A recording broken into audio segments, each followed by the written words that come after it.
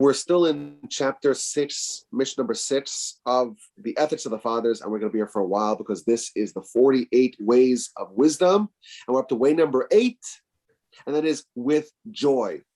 If you want wisdom, one of the means through which you can attain wisdom, one of the ways that you acquire Torah is with joy. Now, when we ponder the subject of joy, it's important to ask the question, what is the role of joy in Judaism? You can make a case that we're dealing with law. You have God-given law. You got to follow the rules. You got to obey the directives. It's not about joy. You could be sullen. You could be sad, but you have to follow the will of God. And if you do that, in God's eyes, you're good. What is the role of temperaments, of moods, of states of being? What is the role that has in Judaism? Moreover, what exactly is joy? What's the essence of joy? And does Torah contain any advice on living a life of joy? So to begin, I would argue that not only is joy tolerated in Jewish life, it is actually central to life as a Jew is to live a life of joy. The Talmud tells us that there are 2 periods in the year that we're supposed to alter our state of joy. When the joyous month of Adar begins, we should up the level of joy. We should increase joy. When the sad month of the month in which we have Tisha B'Av, when that month enters, we diminish, we decrease joy. The whole year, we're joyous. For 1 month, we amplify the joy, and for 1 month, we tone it down a bit, but even when we decrease the joy, we don't eliminate it. It's just relative. Relative to the normal ecstatic joy throughout the year, in the month of Av, we tone it down a bit. There was a lower gradient of joy, but throughout the whole year, we are joyous. And of course, when the month of Adar comes around, then the joy reaches a fever pitch. We are exuberantly joy throughout that month. But this shows us that really the entire year, the whole calendar, is one of continuous, ongoing, never-ending joy. The Torah tells us that when we do mitzvos, we have to do it with joy. In the end of the book of Deuteronomy, we have the admonition, we have the criticism levied against the Jewish people, and we have the terrible, devastating things that will befall our people. And the reason, this is in Deuteronomy chapter 28, verse 47, the reason why the Almighty will punish us and unleash all manner of fury against us is because we did not worship God besimcha, with joy. The horrific punishments that the Torah forecasts that we will be subject to, it's a result of failure to worship God joyously. If someone does the mitzvos, but without the requisite joy, according to just the text of Scripture, that is deserving of harsh punishment. Just to do the mitzvahs alone, it's insufficient. You have to do it with joy. So this, I think, proves to us that joy is not this incidental aspect of life. It is absolutely essential. But why is joy such a central component of mitzvos? And why is it a necessary precondition for wisdom? So I think if you look at the descriptions of joy in the literature, I think that is the state in which we are synchronized with the portals through which we receive revelation. If you want to be a conduit through which you can attain spiritual revelation, the only way to do that is if you are primed, and the way you get primed is with joy. So Talmud tells us, the book of Brachos, page 31a, when you pray, you can't be sad or morose or melancholical. You have to be joyous. You want to open up those portals of prayer, it's got to be with joy. If you are an aspiring prophet, the divine presence will not rest upon you only if you are joyous. If you're sad, if you're depressed, you are not a candidate for prophecy. The great Arizal said, all of his revelations that he received is because he did mitzvos with tremendous joy. The Midrash tells us that absent joy, there is no clarity. There's no certainty.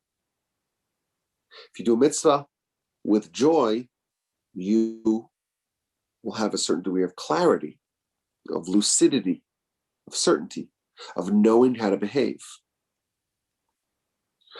The Midrash tells us that there were individuals who did mitzvos, but there was uncertainty in it. It was a little cloudy. And the reason why it was cloudy is because they did those mitzvos without joy. And they are Reuven. Reuven wanted to save Joseph. The brothers were conspiring to kill him. Reuven comes and intervenes and tries to save him. But he didn't do a complete job. He said, well, let's throw him into the pit. Let's not kill him. He didn't bring Joseph back to Jacob. And the reason why, says the Midrash, is because he was not in a state of joy. And that's why he wanted to do the mitzvah, but it didn't quite come out in a pristine fashion. Similarly, Boaz, one of the heroes of the story of Ruth, he fed Ruth, but he didn't feed her a dignified and respectable meal. Why, says the Midrash? Because he was lacking joy in this mitzvah.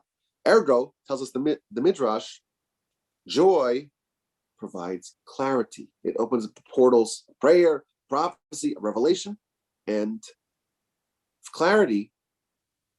And in our Mishnah, we discover that it also opens up the portals of wisdom. So joy is the central part of life, and it is the attitude, the state of being in which we can access all manner of revelation. You want wisdom, you want prayer, you want connection, you want prophecy, you want clarity, you have to have joy. And we're also told that there's a mitzvah to experience joy. When you have a gift from God, it could be a material gift, it could be an intellectual, an emotional, a spiritual gift, you are required to experience joy. Torah begets joy. Insight and knowledge of God beget joy. So I feel like this is maybe a subject that we don't talk about enough. You look at the laws of the Torah, open up the Talmud, open up the book of laws, there's a lot of instructions. And the instructions go to very minute detail to describe how to do the will of God properly. Here we discover that there is also a state of being that you're supposed to be in when you are doing all these mitzvahs, and that is with joy. Now, it's interesting. If you look at a baby, babies are invariably happy. They're always smiling. You smile as if you take a baby, half a year old, and you smile at them, they will smile back. And the reason for this is because the natural state of life is one of joy. Life oozes joy. The default state of man is one of joy. The only way someone could be sad is if there's something unnatural happening. And we call that the Yetzer Hara. The Yetzer Hara is very unnatural. It's there to deprive us of our natural state and our natural state of being. And that is one of joy. We think of the mitzvos as being this behavior that we have to do because God tells us to do it. When you study the literature, it becomes clear that the mitzvahs are what we really want to do ourselves, what our soul wants to do. The only reason why the mitzvahs don't seem natural is because of the Yetzer Hara. The evil inclination creates an alternative reality in which the mitzvahs need to be taught to us. It's not innately understood. And in that state, in that unaligned state, there's sadness and depression. If we just had our soul, if we were synchronized with the soul, we would be in a perpetual state of joy. The great Rabbi Nachman, the founder of the Breslov Hasidus, he had a motto that I think, even though it's not quite technically a motto from the Talmud, there's a lot of value to it. Mitzvah gadol, it's a great mitzvah to be joyous at all times. All times means all times. Even during the hard times, even during the painful times, our attitude is one of joy. Now, of course, this is something we have to work really hard to get there. We do have, after all, the Yetzer Hara that was given to us at birth. But nevertheless, the aspiration is to be joyous at all times. And when we look back at the heroes of our history, we see that even during the most painful times that a human can experience, there was pain. It wasn't pleasant, but there was still joy. So, for example, in chapter 4 of the book of Jonah, this is after Jonah goes to Nineveh and rebukes them, and then he's watching the city to find out what's going to happen. And then there's this sapling that grows. Remember that story? And there's shade, and he's really happy. And then it dies, and he's really sad or depressed, or so it seems. And he tells God, I'd rather be dead. Sounds like he's very depressed. Yet, God is talking to him. And we know the only way to have prophecy is with joy. Evidently, even in a state of someone saying that his pain that he's experiencing is worse than death, he was still joyous. He was still joyous, as evidenced by the fact that he's talking to God. Prophecy is only through joy. This is a huge revelation. We think that when you're in pain, you can't be happy. Can't be joyous. You must be sad and depressed because you're, after all, in pain. What our sages show us is that you can bear pain and still never lose your state of joy.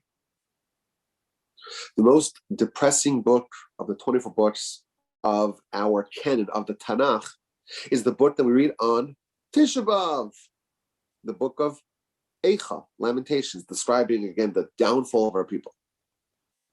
Destruction of the temple, devastation of our cities, absolute nadirs that we have reached. And who wrote that book? The prophet Jeremiah. And it's one of the books of the canon. It's a book written with prophecy. When he wrote those words, he was joyous, because otherwise that would not be admissible to our canon if it's not written prophetically. And the only way to have prophecy is with joy. This is a huge revelation. It's a mitzvah to be joyous at all times, even the harsh times, even the difficult times, even the painful times, because in every state you can have joy. And when you make a condition, I can only be joyous when this and this and this and this are true, that is the handiwork of the Yetzer Hara. That is the unaligned life where you're not living in the natural state.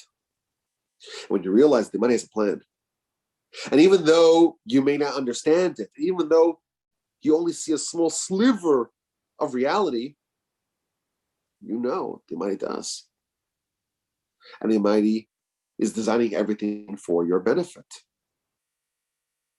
And anyone can be miserable and anyone can be joyous. The question is, how are you going to spin it? The aforementioned Rabbi Nachman said, based upon a verse in the beginning of our Parshas Devarim, Moshe is lamenting his burden of bearing the Jewish people. And he says, how can I bear you? Such a load to bear. And Rashi explains that Moshe is referring to the heresy of the people. And Rabbi Nachum points out that heresy, when you omit God from your world, then everything that you encounter, you're carrying, you're bearing, you're schlepping yourself.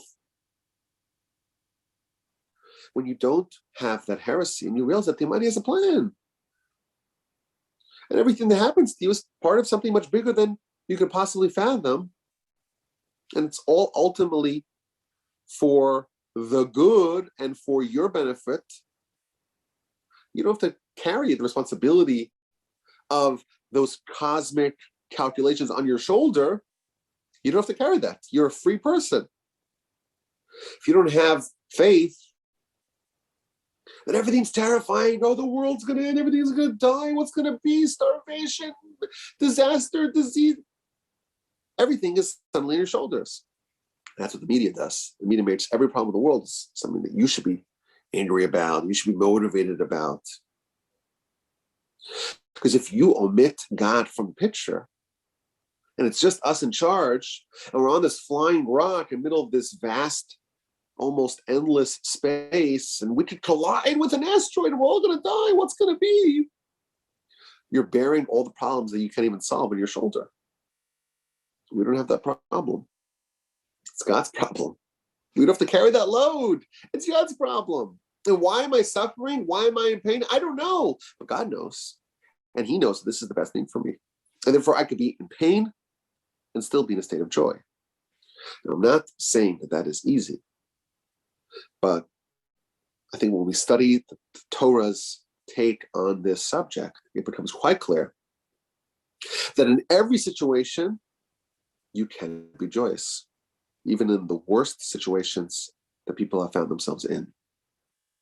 And there are stories of people in the literal hell of the Holocaust that never lost their composure, never broke down, and never lost their humanity, and never lost their state of joy. Of course, we look up to those people because most of us, we're not at that level. We're still being manipulated by our puppeteer, the Yetzer Hara. But at least on a conceptual level, we learn from our sages about the critical importance of joy and the universality of situations in which we can live with joy. And without joy, we're told, there could be no clarity and no wisdom. If you want Torah, the way to acquire Torah, one of the ways to acquire Torah is with joy. May we all be joyous. May we all see the sweetness in life.